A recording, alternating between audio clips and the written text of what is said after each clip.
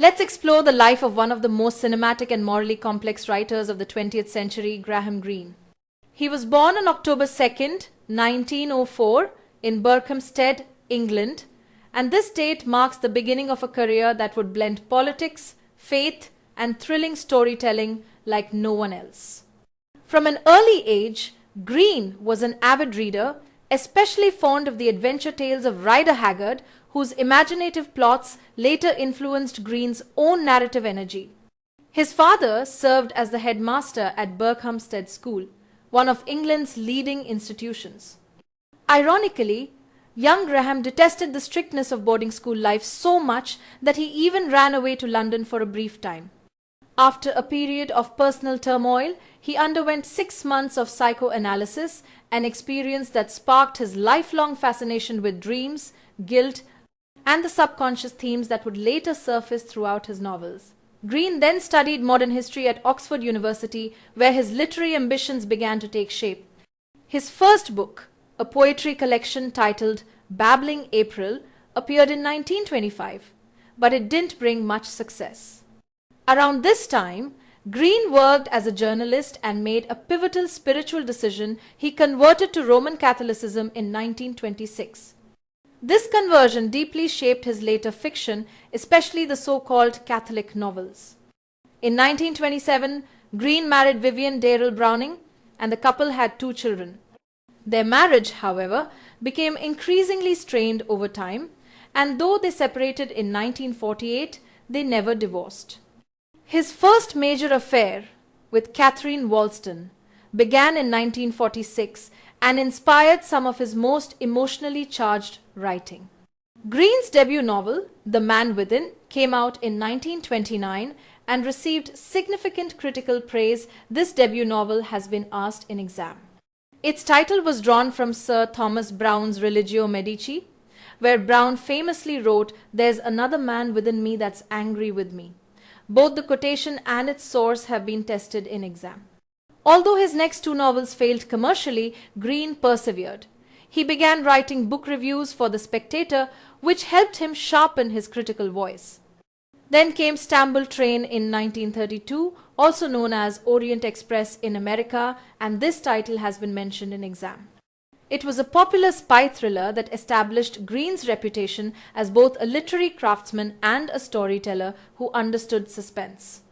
His travels often fueled his creativity. A trip to Liberia inspired his travel book Journey Without Maps, while his time in Mexico gave birth to one of his most powerful novels, The Power and the Glory.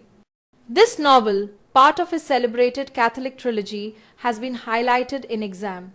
The Catholic trilogy consists of The Power and the Glory, The Heart of the Matter, and The End of the Affair. All 3 have been repeatedly tested in exam. The Power and the Glory, published in 1940, draws its title from the doxology of the Lord's Prayer. For thine is the kingdom, the power, and the glory, forever and ever.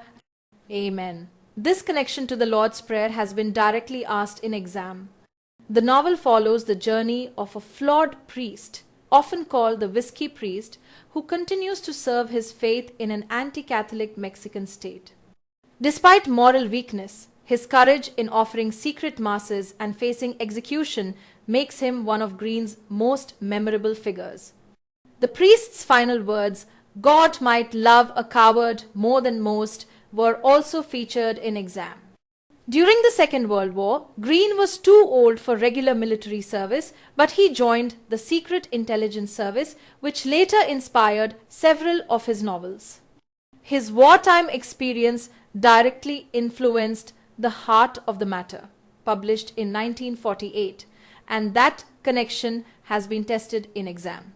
The novel portrays Henry Scobie, a police officer in a West African colony whose moral crisis and eventual suicide reveal the conflict between human love and divine law. The line, "To love is to destroy oneself," captures the essence of his tragedy.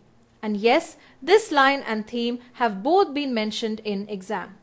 After the war, Greene wrote the screenplay for the film The Third Man in 1949, and this screenplay question too has appeared in exam. He later turned the story into a novella of the same name. His mastery of dialogue and atmosphere made him a natural storyteller for both page and screen. In The End of the Affair, published in 1951, Greene completed his spiritual exploration.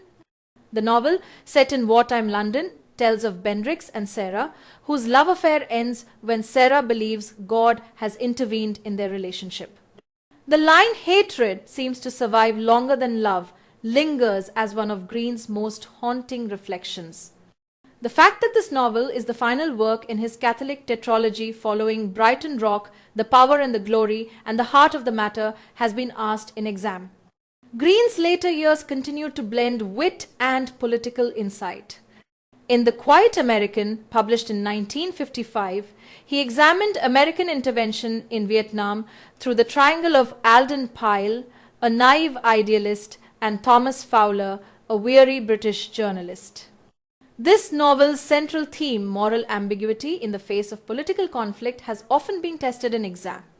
Likewise, Our Man in Havana, written in 1958, offered a darkly comic take on espionage, and questions on its setting and characters have been asked in exam. The novel follows Wormold, a vacuum cleaner salesman who fabricates intelligence reports for the British government, a satire on Cold War paranoia that remains one of Greene's most beloved works.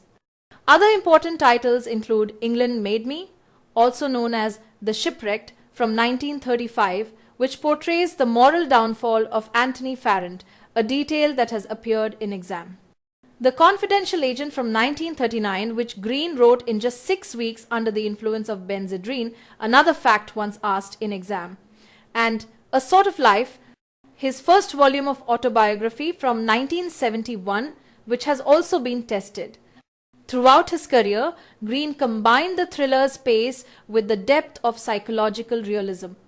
His novels examined sin, loyalty, betrayal, and faith, not through saints, but through flawed, struggling individuals. In his later life, Greene settled in Switzerland, where he continued to write until his death from pneumonia in 1991 at the age of 86. He was buried in Corso Cemetery overlooking Lake Geneva. Today, Graham Greene is remembered not only as a novelist but as a moral philosopher in disguise, a man who turned the spy story into an instrument of conscience. His cinematic style, psychological insight, and exploration of faith and doubt have ensured that his name remains a cornerstone of modern British literature. And yes, many of these works, from The Man Within to Our Man in Havana, continue to appear in exam, so make sure they're on your notes list.